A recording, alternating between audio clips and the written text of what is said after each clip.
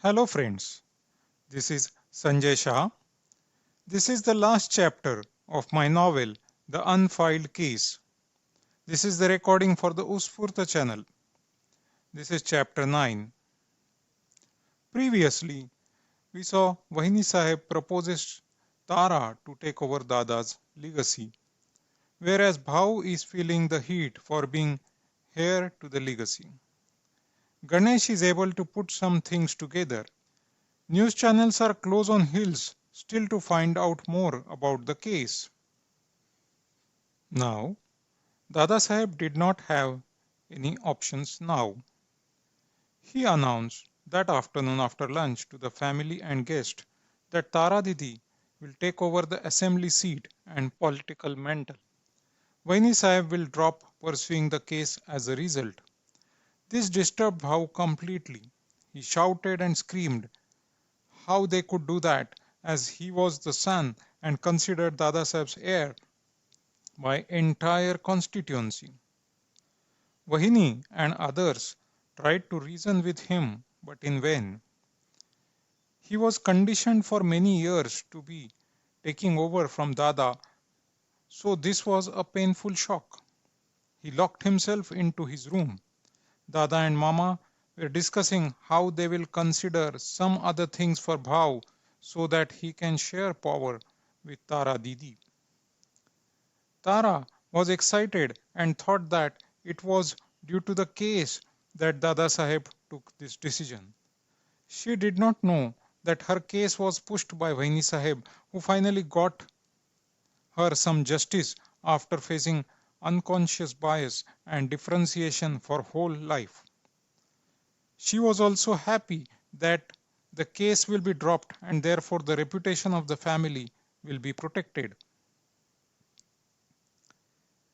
Media is looking for Mohite Patils, but one man who already had some clue was Satish of channel M9. He managed to speak to Ganesh some time back and figured out from him the whereabouts of Radhanagari cottage.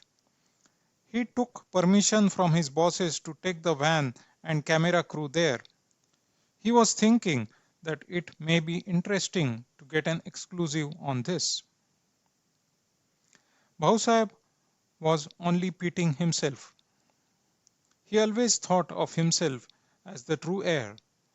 Not only that, he was always groomed like that under a certain burden. Whenever he would do something or take some decision, he would always think and double check himself. This created self-doubt, which reflected in his personality. Even for his marriage, Dada prevailed over him. But not just that, in all of his decisions, he was the second in command.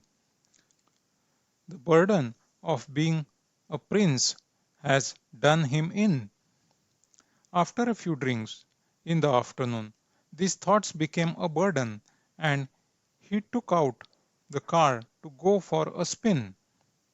The area had limited traffic, and in a few minutes Bhav's car was zooming at a breakneck speed. Bhav was trying to run faster than his thoughts were. He did not see an old man and ship crossing the road at the side of the next turn. Just at the turn, a village emerged on both sides. Lost in thoughts, he did not anticipate it. Now, with the old man right in front of his speeding car, he applied brakes immediately, screeching to halt just after bumping the old man with a thud. These automatic cars, he thought to himself, they took more time and distance to brake as compared to the vehicles with clutch and gears. Anyway, all the bad things were done, and now he can't escape it. He got down, and by the time villagers had gathered, the old man was alive and in a lot of pain, though he did not seem to be badly hurt to justify the blood under the front wheel of the car. Then he realized it was the ship. The car had just run over the poor animal and the blood was all over the wheels and the rim of the vehicle. The ship had died. Villagers were very angry. Some of them held the old man with their hands and took him away to a nearby clinic. Good that the old man got the help he needed. One of the villagers was shouting that the wild animals are enough to kill our animals and property. We don't need you crazy wild urban drivers here. They all caught him by the collar and took him to the nearby Palkarwadi police station. The constable looked at him and the car and realized this must be a high profile case. So he just made him sit and relax. That was an uneasy evening at Radhanagri cottage. Though Dada had taken the decision and Vaini Saheb and Tara Didi were relaxed, one call disturbed the peace. It was the call from party supremo Rao Saheb himself. He had called Dada Saheb to tell him that there is already news in channel M9 about their family meeting here.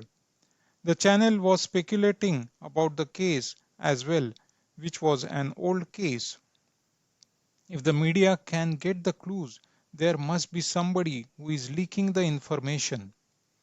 Dada Saheb urgently called everybody and was very worked up about the call and the news channel reports.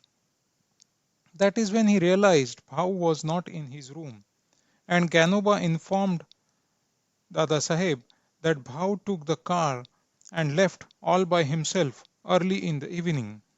This added to worries for everybody. Ganesh met the father of Santosh and Anand, but he was not cohesive enough to give a full story. He would say something and then wander off in different directions. He was alone, and the neighbors told Ganesh that Visu Bhau was as such for quite many years, but his condition was worse off after his wife died about 5 years back. Though he had a farm which he works on, he is lost in thought many times. And they confirmed him sparing cars and throwing stones at imported cars sometimes. But there was nothing concrete that he would lay his hands on. He was lost in thoughts and was trying to figure if he can get Vahini Saheb to confirm the case and perhaps get justice for this poor soul. But then, can he get justice for Priya's father? He got threatened, or Priya, who was visibly shaken when she emerged from the library, or even many people who get wronged by the family on a day to day basis. He said to himself, Santosh and Anand were just another unfiled case, and there were many instances they didn't even notice. The wielding of power and getting things done by politicians was a simple give and take for them. But for the poor souls facing them, and for the system which then became based on strength of money, power, and muscle, is it not just another jungle Raj? How is the law that he learned for 3 years and was such a beautiful subject to study with all the nuances sound good in the classrooms with greenery around and birds chirping away, but not when it comes to harsh reality of life? His mind was just wandering off, and then he applied brakes suddenly. These automatic cars, he thought to himself, they took more time and distance to brake as compared to vehicles with clutch and gears. Dada returned from Palkarwadi police choki along with Bhau and Ganesh. Ganesh was driving the car which met with the accident. Dada drove the other car as Bhau was still not alert enough to drive.